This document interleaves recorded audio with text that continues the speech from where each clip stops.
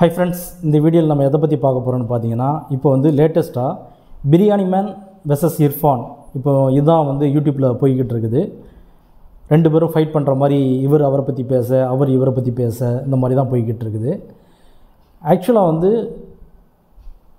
இவங்களோட விஷயம் நடந்தது மாதிரி எனக்கு பர்சனலாக இவங்களில் ஒருத்தரை வச்சு எனக்கு ஒரு இன்சிடெண்ட் நடந்தது. அதை பற்றி தான் நம்ம இந்த வீடியோவில் பார்க்கலாம். மெயினாக வந்து என்ன பிரச்சனைனா பார்த்தீங்கன்னா இந்த வியூஸ்க்காக தான் சண்டை போடுறாங்க நண்பர்களே. என்னென்னு பார்த்தீங்கன்னா நான் வந்து ஒரு 15 ஜூலை 2023 அன்றைக்கி வந்து இர்ஃபான் மேரேஜ் நடந்தது பார்த்தீங்களா, அதை பற்றி நான் ஒரு வீடியோ போட்டேன். அதுவும் ஷார்ட்ஸாக தான் போட்டேன். அந்த ஷார்ட்ஸில் வந்து நான் என்ன சொல்லியிருப்பேன்னா அவரோட மேரேஜை வந்து விஷ் பண்ணுற மாதிரியும் மணமக்கள் வந்து நீடுடி வாழ வாழ்த்துகிறோம் அப்படிங்கிற மாதிரியும் நான் அந்த வீடியோவில் போட்டிருந்தேன். ஜஸ்ட் ஒரு 33 செகண்ட்ஸ் இந்த செகண்ட் இவ்வளோ தான் அந்த வீடியோவோட ஃபுல் லென்த்தே இவ்வளோ தான். ஆனால் அந்த வீடியோவுக்கு வந்து வியூஸ் வந்து நல்லா போச்சு.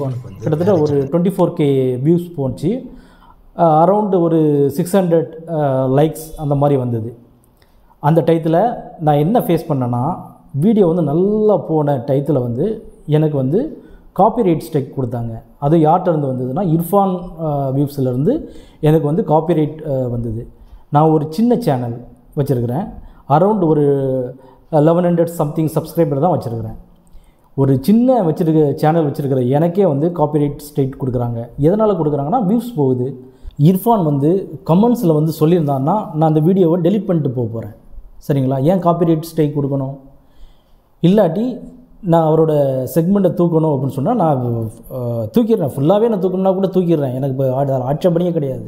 நான் என்ன சொல்கிறேன், அவர் ஒரு பெரிய யூடியூபர், அதனால் விஷ் பண்ணணும் அப்படின்னு சொல்லிட்டு விஷ் பண்ணேன். ஆனால் என்ன நடந்துச்சு என் விஷயத்தில் அந்த டயத்தில் நான் ரொம்பவே ஷாக்காக இருந்துச்சுங்க. இவ்வளோ பெரிய யூடியூபராக இருக்கிறாரு, ஒரு சின்ன யூடியூபர் வந்து ஒரு விஷ் பண்ண வீடியோவை கூட காப்பிரைட் ஸ்ட்ரைக் கொடுக்குறாருன்னு சொல்லிட்டு ரொம்பவே ஒரு மாதிரி இருந்தது. இதெல்லாம் நினைக்கவே ஒரு மாதிரி இருந்ததுங்க அந்த டயத்தில். So sad. அந்த நேரத்தில் வந்து நான் இன்ஸ்டாவிலே வந்து அவருக்கு வந்து மெசேஜ் போட்டிருந்தேன். இந்த மாதிரி நான் உங்கள் மேரேஜ் பற்றி ஒரு வீடியோ போட்டிருந்தேன், அது வந்து காப்பிரைட் ஆகிருக்கு, எனக்கு வந்து கொஞ்சம் ஹெல்ப் பண்ணுங்கள் அப்படின்னு சொல்லிட்டு நான் வந்து ரிக்வஸ்ட்டாக போட்டிருந்தேன். அதுக்கு இதுவரை எந்த ரெஸ்பான்ஸுமே இல்லை. பிரியாணி மேன் அவரை பற்றி ஃபுல் டீட்டெயில்ஸ் நம்மளுக்கு இன்னும் தெரியல.